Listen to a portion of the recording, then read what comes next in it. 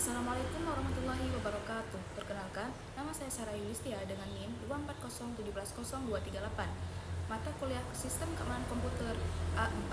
Di sini, pada kesempatan kali ini saya akan menjelaskan tentang studi kasus Equifax Data Prince 2017. Ada dua pembahasan penting yang perlu dibahas. Yang pertama, apa itu kronologi insiden Equifax Data, dan yang kedua, apa saja dampak dan pembelajaran yang bisa diambil dari materi studi kasus Equifax Data.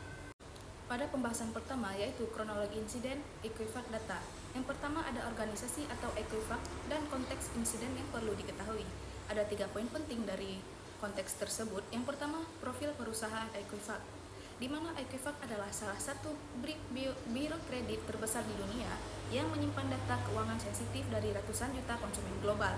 Dan yang kedua ada jenis data yang dikelola, yaitu Equifax menyimpan informasi pribadi seperti nomor jaminan sosial, tanggal lahir, alamat, riwayat kredit, dan data keuangan lainnya. Dan yang ketiga, konteks insiden peretasan 2017, yaitu pada Mei sampai Juli 2017, Peretas memanfaatkan kerentanan aplikasi web untuk mengakses data sensitif 147 juta konsumen Amerika Serikat. Yang kedua, ada tahap-tahap terjadinya breach atau apa yang terjadi pada Equifax Data. Ada beberapa poin penting. Yang pertama, ada penemuan kerentanan Apache Struts, yaitu pada Maret 2017, kerentanan kritis ditemukan pada framework Apache Struts yang digunakan Equifax. Namun, perusahaan gagal menambal kerentanan tersebut tepat waktu. Kemudian ada infiltrasi sistem, yaitu Peretas memanfaatkan kerentanan untuk mengakses jaringan Equifax pada Mei 2017, berhasil menembus sistem tanpa deteksi selama berminggu-minggu. Kemudian pencurian data, yaitu selama periode 76 hari, Peretas berhasil mengekstrak data sensitif konsumen secara bertahap melalui query database yang tidak terenkripsi. Dan terakhir ada deteksi pelanggaran, yaitu Equifax baru mendeteksi aktivitas mencurigakan pada 29 Juli, hampir 2 bulan setelah infiltrasi awal terjadi. Yang ketiga, faktor-faktor yang memungkinkan breach. Yang pertama ada kerentanan Apache Struts, yaitu Equifax gagal menambal kerentanan kritis pada kerangka kerja Apache Struts meskipun patch tersedia, membuka celah untuk akses tidak sah. Kemudian ada lemahnya deteksi intrusi, di mana sistem deteksi intrusi Equifax tidak berfungsi optimal karena sertifikat keamanan yang kadaluarsa, sehingga aktivitas mencurigakan tidak deteksi selama 76 hari.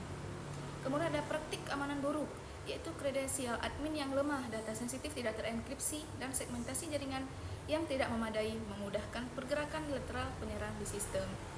Selanjutnya, manajemen aset tidak efektif, yaitu Equifax tidak memiliki inventaris komprehensif tentang sistem dan data, menyebabkan ketidaktahuan akan keberadaan data sensitif pada server yang rentan. Selanjutnya pada pembahasan yang kedua, yaitu dampak dan pembelajaran pada Equifax Data. Yang pertama ada apa saja yang hilang, korban yang terdampak, dan implikasi dari data breach. Ada beberapa poin penting. Yang pertama, data pribadi yang terekspos, yaitu 140 juta data pribadi termasuk nomor jaminan sosial, tanggal lahir, alamat, dan dalam beberapa kasus nomor kartu kredit dan SIM terekspos. Yang kedua, korban dari berbagai negara, yaitu mayoritas korban dari Amerika Serikat, namun juga memengaruhi konsumen di Kanada dan Inggris dengan total mencapai ratusan juta orang. Yang ketiga ada implikasi finansial, yaitu Equifax menghadapi kerugian lebih dari 1,4 miliar untuk penyelesaian hukum, denda, regulasi, dan biaya remediasi keamanan.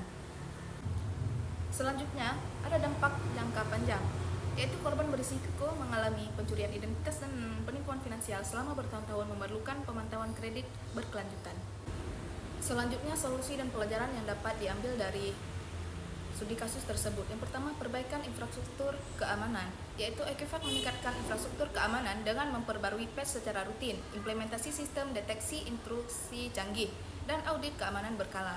Kemudian pelatihan kesadaran keamanan, yaitu program pelatihan komprehensif untuk karyawan tentang praktik keamanan cyber, pengenalan ancaman, dan prosedur pelaporan insiden keamanan. Kemudian transparansi dan komunikasi, yaitu Equifax memperbaiki protokol notifikasi pelanggaran data, meningkatkan transparansi dengan pemangku kepentingan, dan mempercepat waktu respon terhadap insiden. Selanjutnya, pengawasan kepatuhan regulasi, yaitu penerapan kerangka kepatuhan yang lebih ketat, pemantauan regulasi industri terbaru, dan audit internal untuk memastikan standar keamanan terpenuhi.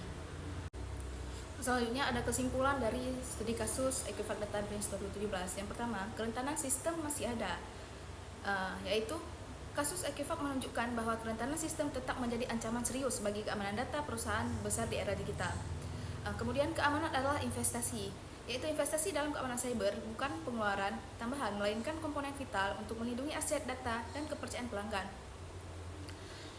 Kemudian pentingnya respons cepat, yaitu keterlambatan identifikasi dan respon terhadap pelanggaran keamanan dapat memperbesar dampak dan kerugian yang dialami organisasi dan konsumen.